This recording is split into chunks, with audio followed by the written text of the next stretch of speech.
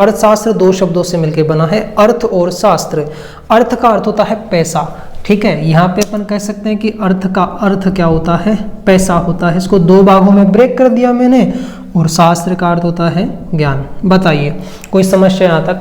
अर्थशास्त्र के दो भाग होते हैं, यहाँ पे अपन ने लिया एक अर्थ और एक शास्त्र, बन गया अर्थशास्त्र, जिसमें अर्थ का अर्थ पैसा होता है और शास्त्र का अर्थ ज्ञान होता है।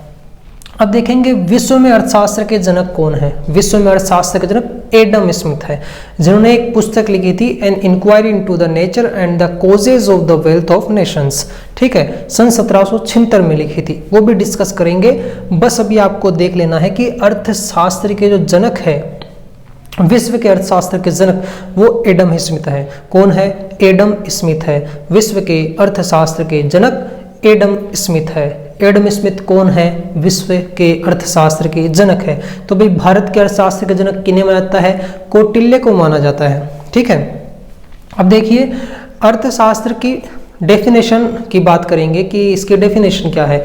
तो अर्थशास्त्र ज्ञान की वह शाखा है जिसके नियम एवं सिद्धांतों के द्वारा व्यक्ति की असीमित आवश्यकताओं को सीमित संसाधनों के द्वारा अधिक से अधिक पूरा करने का प्रयास किया जाता है। यानी असीमित आवश्यकताएं होती है, कोई भी व्यक्ति है उसकी असीमित आवश्यकताएं होगी। अगर वो आर्थिक मानव है तो उसकी असीमित आवश्यकताएं हैं। उन असीमित आवश्यकताओं को पूरा करने के लिए सीमित संसाधन है।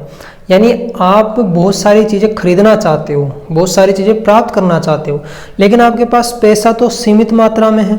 आप 10,000, 20,000, 50,000 कमाते हो तो वो सीमित है, वो असीमित नहीं है आपके पास जो पैसा है, ठीक है।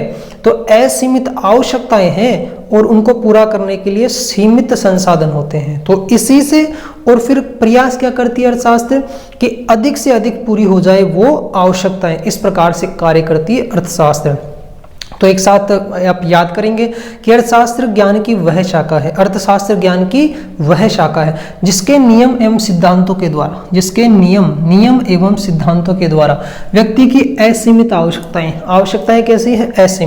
असीमित आवश्यकताओं को सीमित संसाधनों के द्वारा अधिक से अधिक पूरा करने का प्रयास किया जाता है। तो अर्थशास्त्र ज्ञान की वह शाखा है जिसके नियम एवं सिद्धांतों के द्वारा व्यक्ति की असीमित आवश्यकताओं को सीमित संसाधनों के द्वारा अधिक से अधिक पूरा करने का प्रयास किया जाता है, ठीक है।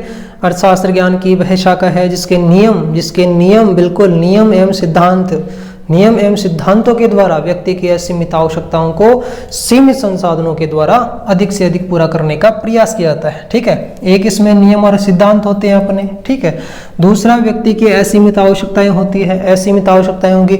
और तीसरा संसाधन सीमित होंगे। संसाधन क्या होंगे? यहाँ पे सीमित होंगे। इसी के कारण से क्या होता है कि अर्थशास्त्र का नॉलेज काम आता है और व्यक्ति की अधिक से अधिक जो आवश्यकताएं वो पूरा हो जाती है। उसके बाद में नेक्स्ट अपन देखेंगे कि व्यष्टि अर्थशास्त्र। व्यष्टि अर्थशास्त्र क्या है? व्यष्टि अर्थशास्त्र अर्थशास्त्र का ही भाग है। तो व्यष्टि अर्थशास्त्र, अब देखो मैं थोड़ा सा आपको अर्थशास्त्र जो व्यष्टि अर्थशास्त्र उसके बारे में समझा देता हूँ। व्यष्टि अर्थशास्त्र और समष्टि अर्थशास्त्र ये दो भाग हैं अर्थशास्त्र के। तो अर्थशास्त्र के कितने भाग हैं? दो भाग हैं। देखो अर्थशास्त्र के दो भाग हैं, एक होता है व्यष्टि, और एक होता है समष्टि। एक होता है व्यष्टि, एक होता है समष्टि, ठीक है।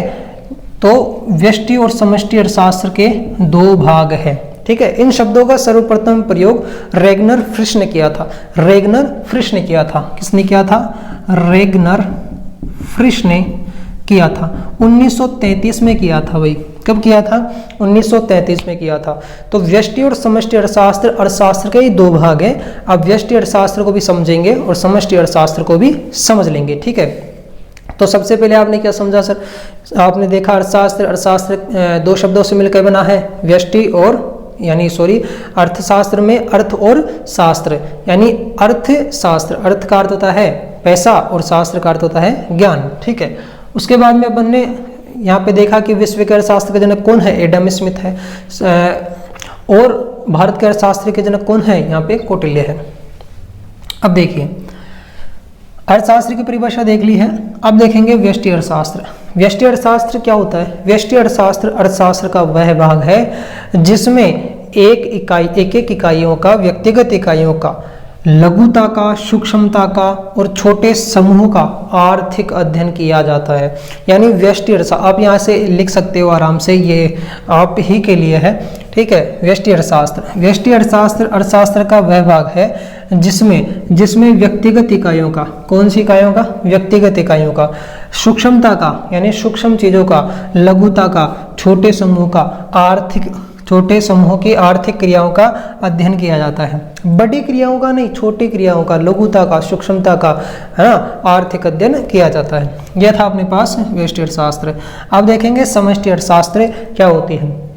तो समष्टि अर्थशास्त्र का वह भाग है जिसमें व्यापकता का, समग्रता का, कुल का अध्ययन किया जाता है। देखिए, समष्टि अर्थशास्त्र का वह भाग है जिसमें बड़े समूह का, इसमें छोटे समूह थे, इसमें बड़े समूह का, समग्रता का, व्यापकता का, वृहदता का आर्थिक अध्ययन किया जाता है। ठीक है, किसका अध्ययन किया जाता है, बड़े समूहों का, व्यापकता का, समग्रता का आर्थिक अध्ययन किया जाता है। ठीक है, तो अपन ने देखा व्यष्टि अर्थशास्त्र और समष्टि अर्थशास्त्र के दो भाग है। रेगनर फिश ने सर्वप्रथम 1933 में इन शब्दों का सर्वप्रथम प्रयोग किया था। ठीक है, और दो भाग देखे। व्यष्टि अर्थशास्त्र की डेफिनेशन पढ़ी कि व्यष्टि अर्थशास्त्र में लघुता का, सूक्ष्मता का, एक इकाइयों का, व्यक्तिगत इकाइयों का अध्ययन किया जाता है। ठीक है, और समष्टि अर्थशास्त्र में व्यापकता का, वृहदता का, सामूहिकता का अध्ययन किया जाता है। ठीक है, ये अपन ने देखा कि अर्थशास्त्र में विश्व के अर्थशास्त्र के जनक कौन है, सर एडम स्मिथ है, और भारत के कौन है, कौटिल्य है। ठीक है, अब नेक्स्ट अपन देखेंगे कि भारत के प्रमुख अर्थशास्त्री कौन कौन है। भारत के प्रमुख अर्थशास्त्री कौन कौन है, यानी भारत में अर्थशास्त्री पैदा हुए होंगे ना, वो किताब लिखे होंगे, वो बताए होंगे कि मांग का नियम कैसे कार्य करता है, यहाँ पे पूर्ति का नियम कैसे कार्य करता है, मांग कब ज़्यादा होती है, मांग कब कम होती है, बताए होंगे, तो वो अर्थशास्त्री है। अब देखो, सबसे पहले स्वामी दयानंद सरस्वती, दादा भाई नारोजी, महात्मा गांधी, महादेव गोविंद रानडे, गोपाल कृष्ण गोखले, जवाहरलाल नेहरू, जेके मेहता, रमेश चंद्र दत्त, राम मनोहर लोहिया, एम.एन. रॉय, अमर्त्य सेन, ये अपने क्या है, भारत के प्रमुख अर्थशास्त्री। सर याद नहीं हुए तो एक वाक्य याद रख लो। क्या याद करना है, स्वाद में गाजर मन, एक दो बार बोल लोगे, याद हो जाएगा, बस इतना ही काम करना है भैया। आपके एग्जाम में इंपॉर्टेंट है, आपको याद रखना है। अर्थशास्त्र पढ़ रहे हो, आपके पास अर्थशास्त्र है। स्वा से स्वामी दयानंद सरस्वती, द को दा बना दो दादा भाई नारोजी, मैं से महात्मा गांधी, मैं से महादेव गोविंद रानडे, का से गोपाल कृष्ण गोखले, जैसे जवाहरलाल नेहरू, जैसे जेके मेहता, र से रमेश चंद्र दत्त और एम.एन. रॉय। ठीक है, ये अपन यहाँ पे कह सकते हैं। और एक है अमर्त्य सेन, ये भारत के प्रमुख अर्थशास्त्री है। बोलो सबसे पहले कौन है, एक वाक्य याद करवाया ना मैंने, क्या, स्वाद में गाजर मन। क्या याद किया, स्वाद में गाजर मन। स्वाद, स्वामी दयानंद सरस्वती, दादा भाई नारोजी, महात्मा गांधी, महादेव गोविंद रानडे, जवाहरलाल नेहरू, जेके मेहता, अमर्त्य सेन, गोपाल कृष्ण गोखले, ये सभी अपन ने देख लिए। अब विदेशी अर्थशास्त्र, विदेश के अर्थशास्त्र जो प्रमुख अर्थशास्त्री है उनकी बात करेंगे। सबसे पहले आपके पास है एडम स्मिथ कौन है, एडम स्मिथ, इन्होंने अर्थशास्त्र को धन प्रधान वाली कहा, यानी अर्थशास्त्र जो है उसका अध्ययन धन प्रधानता के लिए किया जाता है। तो एडम स्मिथ कौन है, एडम स्मिथ है, जिन्होंने अभी ऊपर मैंने बताया ना, किताब भी लिखी थी, an inquiry into the nature and the causes of the wealth of nations, 1776 में किताब लिखी थी। और ये याद करवाऊंगा, अभी आपको जो याद करना है वही याद करवा रहा हूँ, फिर आगे अपन उनको भी याद करेंगे, किताब को भी देखेंगे आराम से। ठीक है, सबसे पहले एडम स्मिथ, फिर अल्फ्रेड मार्शल। देखो इसमें एडम स्मिथ, ये ऐसे अल्फ्रेड मार्शल है, Lord Lionel Robbins, Paul S Samuelson, Anna Koutsoyiannis. ठीक है, तो ये अपने पास विदेशी अर्थशास्त्र है। अब देखो आपको उतारना है ये चीज़ें, तो आप यहाँ से आराम से वीडियो को पॉज कर सकते हैं, वीडियो को थोड़ा रोक सकते हैं, फिर आप आराम से देख सकते हैं। देखो क्या है, अर्थशास्त्र मैंने सबसे पहले बताया। अर्थशास्त्र के दो शब्द इसमें, अर्थ और शास्त्र, यानी अर्थ का अर्थ पैसा और शास्त्र का अर्थ क्या होता है, ज्ञान होता है। बहुत आसान है, घबराने की कोई आवश्यकता नहीं है, सीधे सीधे क्वेश्चन उठ के आएंगे आपकी 12th क्लास में, 11th क्लास में, फर्स्ट ईयर में, सेकेंड ईयर में, फाइनल में, कहीं पे भी आपके पास इकोनॉमिक्स है या आप कंपटीशन में कहीं पे भी ले सकते हैं।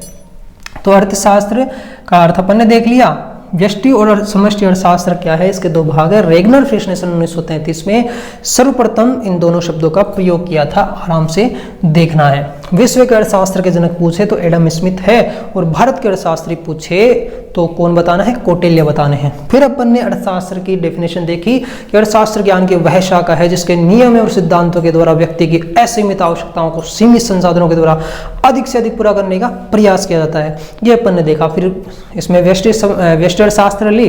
व्यष्टि अर्थशास्त्र अर्थशास्त्र का वह भाग है जिसमें एक एक इकाइयों का, छोटे समूहों का, लघुता का, सूक्ष्मता का अध्ययन किया जाता है। फिर अपन ने समष्टि अर्थशास्त्र ली। समष्टि अर्थशास्त्र अर्थशास्त्र का वह भाग है जिसमें किसका अध्ययन किया गया, समग्रता का, व्यापकता का, बड़ी इकाइयों का, इकाइयां नहीं बड़े समूह का अध्ययन करेंगे, ठीक है। ये अपन ने समष्टि अर्थशास्त्र की डेफिनेशन देख ली थी।